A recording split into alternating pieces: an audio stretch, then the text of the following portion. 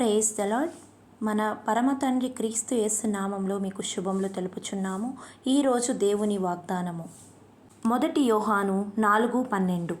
ఏ మానవుడును దేవుని ఎప్పుడూ చూసి ఉండలేదు. మనమొకరినొకడు ప్రేమించిన ఎడల దేవుడు మన యందు నిలచియుండును. ఆయన ప్రేమ మన యందు సంపూర్ణమగును. దీనివల్ల మనము ఆయన యందు నిలచియున్నామని, ఆయన మన యందున్నాడని తెలుసుకొని ఉన్నాము. 1 యోహాను 4:12లో దేవుని ప్రేమ మనలో సంపూర్ణంగా మారుతుంది అని చెప్పబడింది.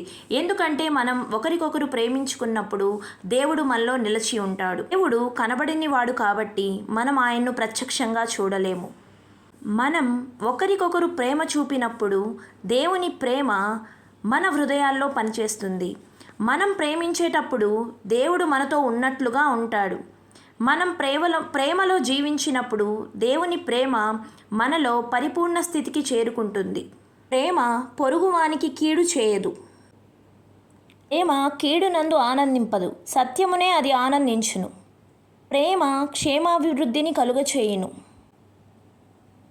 1 పేతురు 4:8 ప్రకారం ప్రేమ అనేక పాపములను కప్పును కనుక అన్నిటికంటే ముఖ్యముగా ఒకని ఎడల ఒకడు మిక్కుటమైన ప్రేమ కలవారయుండుడి. సణుక్కుండా ఒకని ఒకడు ఆతిథ్యము చేయుడి. ఇప్పుడు ప్రేమ స్వరూపి అయి ఉన్నాడు. ప్రేమ యందు నిలిచియుండువాడు దేవుని యందు నిలిచియున్నాడు, దేవుడు వాని యందు నిలిచియున్నాడు. కాబట్టి ఈ వచనం మనకు దేవుని ప్రేమను అనుభవించటానికి మరియు వ్యక్తపరచటానికి ఒక మార్గాన్ని చూపిస్తుంది.